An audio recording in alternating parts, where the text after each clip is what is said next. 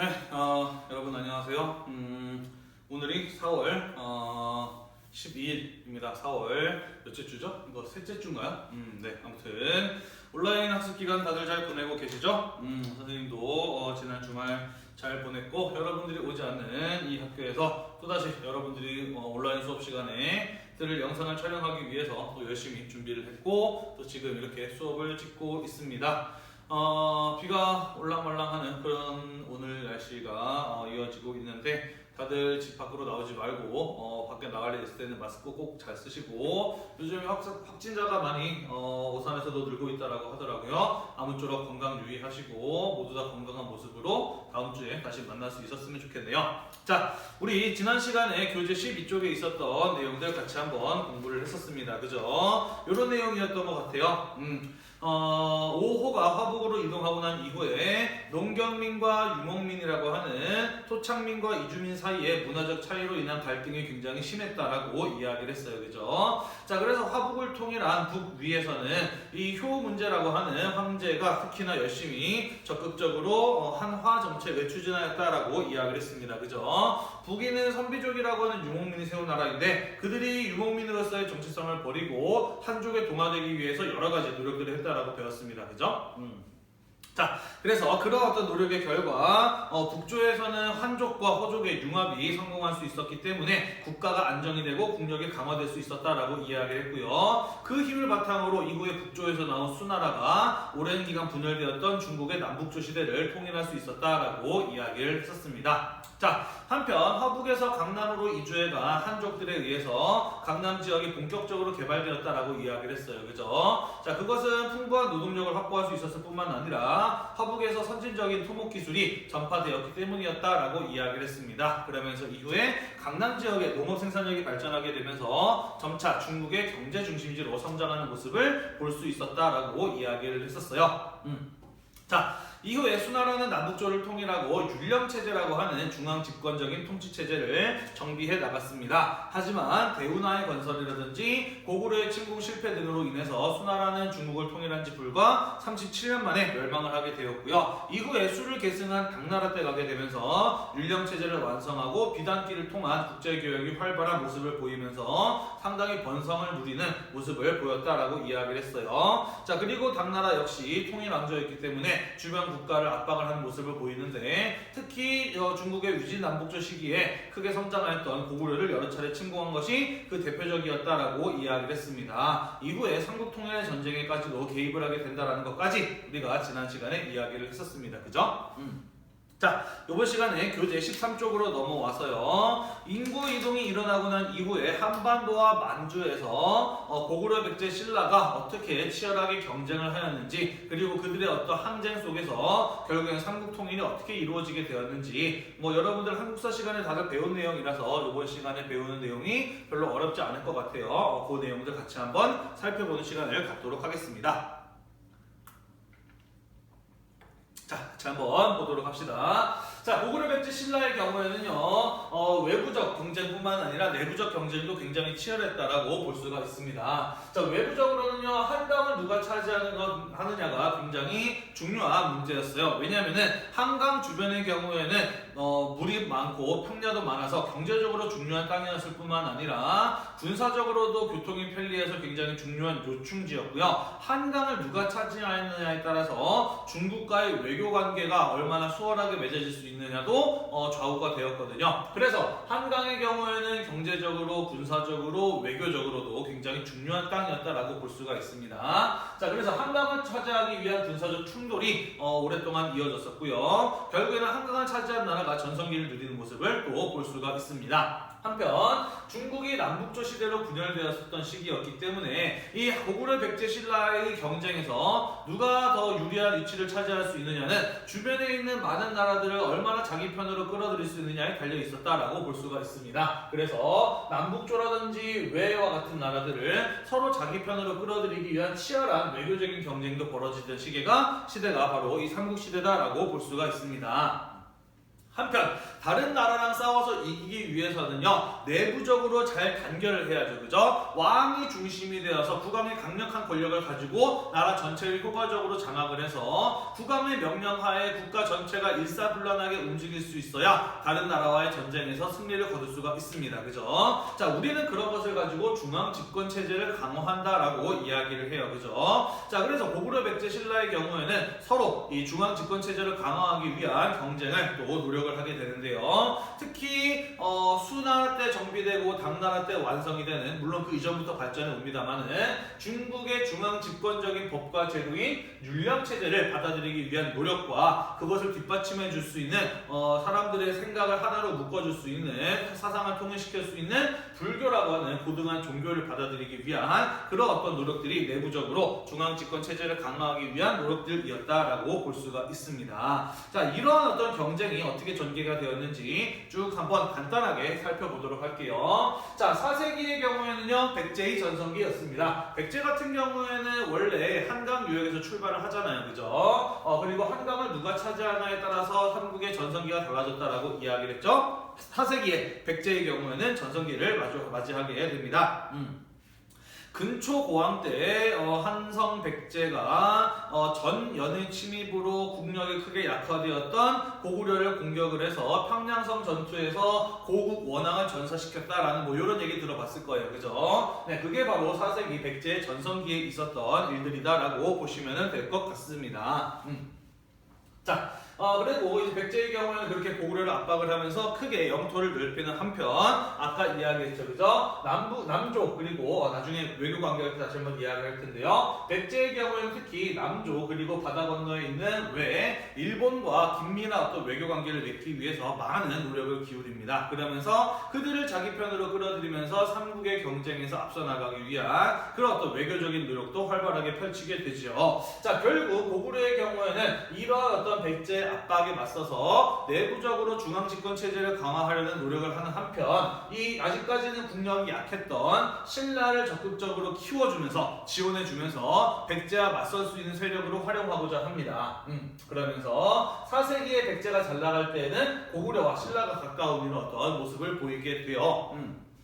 뭐 호우명 그릇 이런 거 들어봤으려나? 네, 그런 것들이 뒷받침하는 증거가 되겠습니다. 자, 그러다가 5세기 경으로 가게 되면은요, 소수리망 때 율령을 반포하고 불경을 공인한 그런 노력을 바탕으로 5세기 경에는 광개토 대왕이라고 하는 고구려의 전성기를 이끄는 왕이 등장을 하게 되죠. 자, 그리고 알다시피 광개토 대왕 때 고구려는 국력을 크게 확장하면서 활발한 정복 활동을 통해서 영토를 넓히는 이런 어떤 모습들을 보이게 됩니다. 자, 그리고 그의 아들인 장수왕대로 가게 되면서 이후에 고구려는 수도를 평양으로 옮기게 되죠.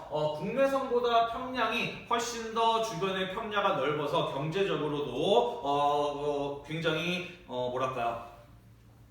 경제적으로도 평양이 훨씬 더 발전할 수 있는 가능성이 큰 땅이었기 때문이다라고 볼 수가 있고요. 뿐만 아니라 대외 관계를 확장함에 있어서도, 그러니까 외국과의 외교를 하기에 있어서도 평양이 훨씬 더 좋았어요. 왜냐면은 그 전에 고구려의 수도였던 국내성 같은 경우에는요, 방어하기 좋은 위치였거든. 그러니까 외부와 교류가 조금 어렵고 외부의 침략을 막아내기 좋은 그런 어떤 구조를 가지고 있었다라는 것이죠. 고구려가 더 성장하기 위해서는 경제적으로나 외교적으로나 평양이 훨씬 더 좋은 땅이었기 때문에 수도를 평양으로 옮기는 그러한 모습을 보입니다. 뭐 한편으로는 고구려의 옛 귀족 세력들의 힘을 약화시키면서 왕권을 강화하기 위해서 수도를 또 평양으로 옮겼다는 그런 측면도 있기도 해요. 자, 그래서 이후에 수도를 평양으로 옮긴 이후에 장수왕의 경우에는 고구려의 국력을 더욱더 크게 성장시키면서 백제가 차지하고 있었던 한강 유역을 공격을 해서 고구려가 장악하는 모습을 보이게 되죠. 자, 결국 한강 유역을 빼앗기게 된 백제는 어떻게 되었었다라고 배웠었나요? 그렇죠. 한강 유역을 고구려에게 빼앗기면서 백제의 경우에는 수도를 웅진으로 천도를 하게 되죠. 오늘날 공주. 그리고 나중에 다시 백제의 부활을 꿈꾸면서 사비성으로 또 수도를 옮기는 그런 모습들도 한국사 시간에 배웠다라고 생각이 됩니다.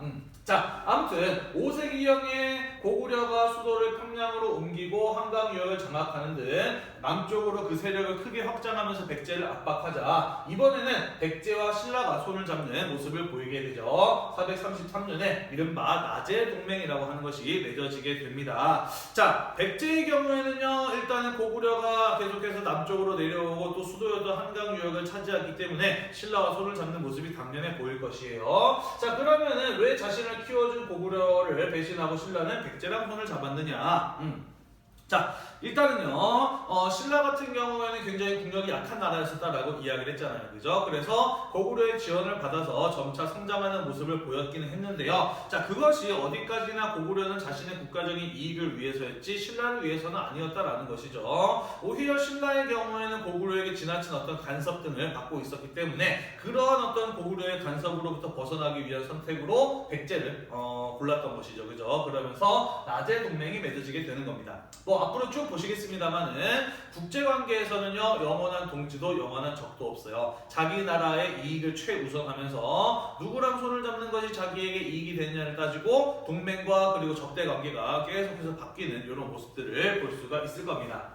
자, 그러다가 6세기경으로 가게 되면 신라의 전성기를 맞이하게 됩니다. 밑줄 안 쳤었네요. 자, 신라의 경우에는 나제 동맹을 통해서 한강 유역을 고구려로부터 빼앗는데 성공을 하죠. 원래 이 한강 유역을 고구려로부터 빼앗았을 때 신라와 백제가 그것을 반반씩 나눠 먹기로 약속을 했었어요. 배웠을지 모르겠는데요. 한강 하류는 백제가, 한강 상류는 신라가 나누어서 차지하기로 약속을 했었습니다만은 신라 진흥왕과 그리고 백제 성왕이 손을 잡고 한강 유역을 고구려로부터 빼앗았을 때 이후에 신라가 백제를 배신하면서 한강 유역을 독차지해 버리게 되죠. 그러면서 신라가 한강을 장악하게 되고요. 이후에 나제 동맹이 결렬되는 모습을 보이게 됩니다.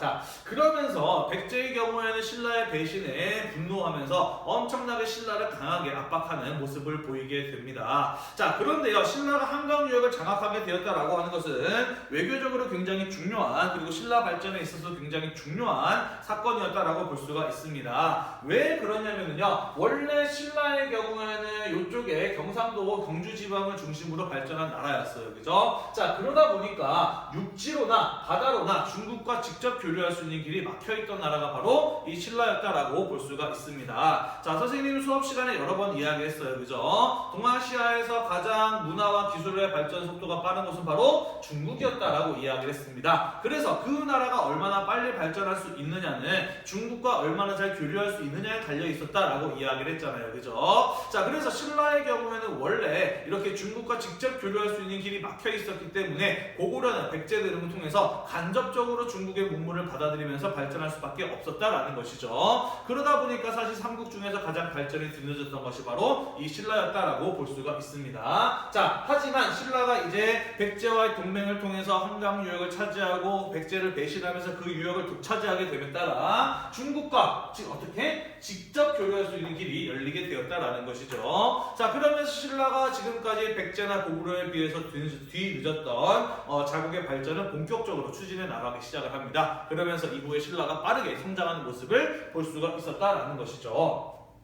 한편 한강 유역을 독차지하게 된 신라, 한강 유역을 빼앗았던 고구려와도 적이 됐어요. 그죠? 그리고 함께 한강 유역을 공격해서 차지했지만 배신한 백제와도 적이 됐습니다. 그죠? 그러면서 신라의 경우에는 한반도에서 고구려, 백제 둘 다 적으로 돌리게 되면서 강한 어떤 군사적인 압박을 받게 되고요. 특히 여러분들도 동의할지 모르겠는데 사람이 제일 기분 나쁜 거는 선생님은 배신이라고 생각을 해요. 믿었던 사람한테 배신당했을 때 사실 제일 열받잖아요. 그죠? 사실 그래서 백제가 정말로 신라를 이 시기에는 너무나도 이제 미워하고 원수처럼 여겼어요. 그러면서 신라를 정말 강하게 압박을 해 들어가고 있었거든요. 자, 그래서 신라의 경우에는 그러한 어떤 백제의 압박으로부터 벗어나고자 활발한 외교 활동을 벌이는데요. 제일 먼저 고구려를 선택을 합니다.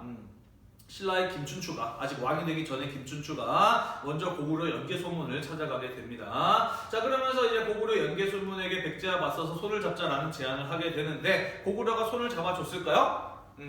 연개소문의 경우에는 껄껄껄 웃으면서 뭐 이렇게 얘기했다고 해요. 우리랑 손을 잡자고 그러면은 니네가 한강 유역을 내놓으면 생각해 보겠다라고 이렇게 답을 했다고 합니다.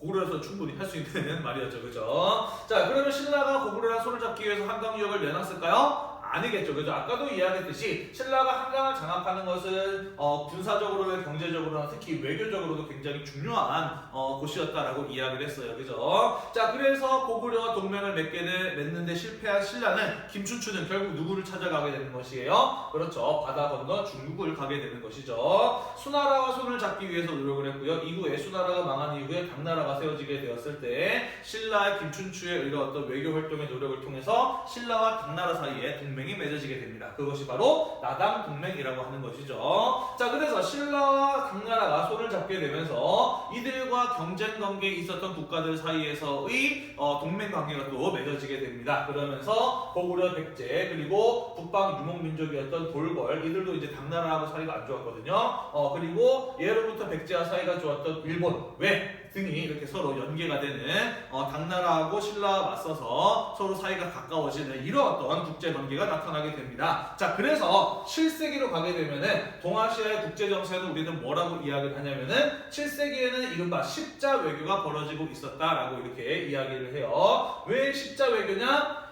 남북을 축으로 하는 돌궐, 고구려, 백제 외의 연계 관계와 그리고 동서를 축으로 하는 당과 신라의 동맹 관계가 서로 크로스되었기 때문에 이 시기의 국제 정세를 십자 외교라고 이야기를 합니다. 자, 그러면서 이후에 동아시아의 경우에는 한반도의 삼국을 중심으로 한 대규모의 국제 전쟁 속으로 빨려 들어가게 됩니다.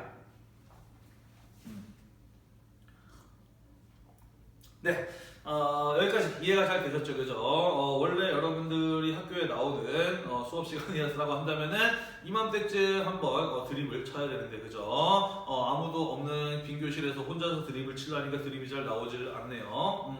혹시 여러분 뭐 웃긴 얘기 있으면 선생님한테 좀 많이 알려주세요. 그러면은 온라인 수업 중간에 혼자서 칠 수 있는 재밌는 드립 있으면은 중간중간에 드립을 쳐가면서 여러분의 수업을 좀 돕도록 할게요. 사실 중학생, 고등학생이라고 해도 집중할 수 있는 시간이 한 20분 정도밖에 안 된다고 하더라고요. 여러분들도 아마 내 수업 영상을 한 20분 보고 잠깐 껐다가 다시 보고 그러지 않을까? 그러니까 유튜브에 선생님 수업 영상의 평균 재생 시간이 한 17분 정도밖에 안 되는 거겠죠, 그죠? 네, 자, 아무튼 온라인 학습을 하게 되면서 아쉬운 점은 그렇죠. 수업 시간에 여러분들하고 농담도 주고받으면서 이런저런 학교 돌아가는 일들에 대해서 얘기를 해야 되는데 뭐 체육대회도 안 하고 뭐 딱히 행사도 없고 여러분들 없는 빈 교실에서 혼자 이렇게 드립을 치고 있자니 참 작년에 이어서 올해도 수업하기가 참 힘들다. 여러분들이랑 친해지기 좀 많이 어렵다라는 그런 생각이 들기는 하네요. 예년 같았으면 벌써 교실에 절반 정도 이름을 외웠을 텐데 지금 아직까지도 한 3, 4명 각 반당? 그죠? 그 정도밖에 지금 못 외우고 있는 물론 내가 게을러서긴 하지만 그런 현상이 스스로도 매우 안타깝다고 생각을 합니다. 자, 7세기로 넘어가 보도록 합시다. 한반도의 삼국이 통일이 되는 대규모의 국제전쟁이 벌어졌던 7세기로 넘어가 보도록 할게요. 자, 신라와 당나라가 연합을 해서 첫 번째로 공격의 대상으로 삼은 것은 바로 신라를 압박하고 있었던 바로 백제였습니다. 그래서 나당 연합군이 먼저 백제를 공격을 해서 백제를 멸망시키죠. 여러분 뭐 한국사 시간에 이런 거 배웠을 거예요, 그죠? 당나라가 군사력을 제공했고 신라가 당나라의 군사력을 뒷받침할 수 있는 식량 자원 같은 것들을 제공을 했다. 그래서 김유신이 당나라 군대가 먹을 식량을 배달하러 가는 것을 막기 위해서 백제 계백 장군이 황산벌에서 3,000명의 결사대를 이끌고 김유신 장군과 맞섰습니다만은 결국에는 김유신이 계백 장군의 그 항전을 뚫고 쌀 배달에 성공을 하게 되면서 신라와 당나라 군대의 연합이 이루어지게 되었고 백제의 수도였던 사비성과 그리고 이후에 과거 수도였던 웅진, 공주까지도 함께 함락이 되면서 백제는 결국 멸망을 하게 되었다라는 뭐 그런 얘기가 전해지죠, 그죠? 들어봤을 겁니다. 뭐 의자왕에 대해서 뭐 이렇게 농담삼아 그런 얘기를 하기도 하죠. 삼천 공유하고 놀다가 다리에 힘이 풀려서 의자에 앉아서 죽어서 의자왕이 되라는 뭐 그런 이제 농담을 들어본 적이 있는지 모르겠어요. 아무튼 의자왕은 우리에게 굉장히 방탕하고 백제라는 나라를 말아먹은 무능력한 왕으로 그렇게 많이 인식이 되어 있습니다만은 사실은 그렇지 않았다고 해요. 이 의자왕의 경우에는 젊었을 때부터 굉장히 학문적으로나 군사적으로나 뛰어난 재능을 인정받았던 왕이었다라고 하고요. 의자왕이 당나라로 잡혀갈 때 백제의 백성들이 길가에 나와서 무릎을 꿇고 눈물을 흘렸다라는 얘기가 전해지는 걸 보면은 의자왕의 경우에도 꽤나 훌륭한 왕이었다라고 생각이 돼요. 다만 역사는 늘 승자의 역사잖아요, 그죠? 그러니까 패배한 의자왕에 대해서는 아마 안 좋게 기록한 것이 아닐까 하는 뭐 그런 생각이 들기도 합니다. 네, 아무튼 백제는 멸망을 하게 됐는데 선생님이 아까 이야기했죠, 그죠? 백제의 경우에는 꽤나 오래 전부터 일본을 자신의 편으로 끌어들이기 위해서 정말 많은 노력을 기울였다라고 이야기를 했잖아요, 그죠? 그 대표적인 증거가 무엇이냐면요, 여러분들 뭐 칠지도라고 들어봤나요? 칠지도. 들어봤죠, 그죠? 한국사 시간에 배우지 않나요? 요렇게 생긴 칼 있잖아요, 그죠? 그래서 일본 쪽에서는 백제가 일본에게 바친 것이다 라고 주장을 하고 있고 우리나라 쪽에서는 백제가 일본에게 내려준 것이다, 하사한 것이다 라고 이렇게 주장을 하면서 서로의 의견이 충돌하고 있습니다만은 어찌되었든 확실한 것은 백제와 외가 굉장히 긴밀한 관계였다. 이런 것들을 주고받을 만큼 굉장히 긴밀한 관계였다라고 하는 것은 분명한 사실이라고 볼 수가 있는 것이죠. 그죠? 지금은 은퇴한 일본의 전 천황, 아키히토 천황이 예전에 그런 얘기를 한 적이 있어요. 일본 천황 가문에는 집안 대대로 내려오는 천황 가문 사람들만 볼 수 있는 족보가 있는데 거기를 보면은 일본 천황 가문에는 백제인들의 피가 섞여 있다라는 그런 이야기를 한 적이 있어요. 그러니까 이제 일본 학자들의 경우에는 근거가 없는 발언이다라고 이렇게 부정을 하긴 했습니다만은 어쨌든 그 발언에 따르자면은 아마도 백제의 경우에는 일본과 결혼 동맹의 형태로 굉장히 끈끈한 혈연 관계 그런 것들을 가지고 있었던 것으로 보여요, 그죠? 자, 이때 백제가 멸망을 했을 때 일본에서 백제 부흥 운동을 지원하기 위해서 군대를 보내줍니다. 한 4만 명 정도의 군대를 보냈다라고 되어 있는데요. 역사학자들은 이렇게 이야기를 해요. 한 4만 명 정도면은 당시 일본이 동원할 수 있는 거의 모든 숫자의 군인들을 동원한 것이다 라고 이렇게 보아야 한다라는 그런 어떤 해석을 하기도 합니다. 다시 말해서 왜의 경우에는 백제를 정말 자기 나라와 다를 바 없이 생각했다라고 하는 것을 보여준다라고 볼 수가 있을 것 같아요, 그죠? 자, 그래서 백제 부흥군과 그리고 일본에서 건너온 외의 지원군 그리고 나당 동맹 사이에서 백제 부흥을 노리고 한판의 전투가 벌어지게 됩니다. 그게 바로 백강 전투라고 하는 사건이고요. 오늘날 전라북도 군산 부근에서 있었던 것으로 추정하는 전투입니다. 여기에서 나당 동맹이 또다시 승리를 하게 되면서 백제 부흥 운동은 실패로 끝이 나게 되고요. 백제라는 나라는 이후에 역사의 저편으로 사라지게 되는 것이죠.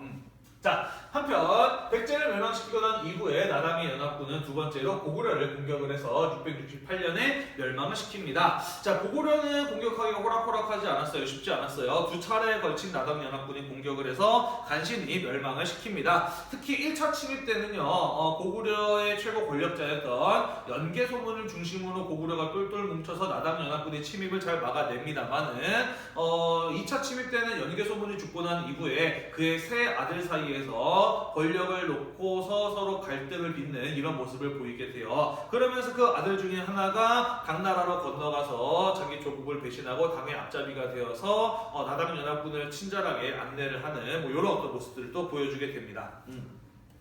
이름이 연남권, 연남생, 연남산이라고 하는 세 명의 아들이었던 걸로 보이는데 선생님 여기다 메모를 안 해놨네요. 해놓은 것 같은데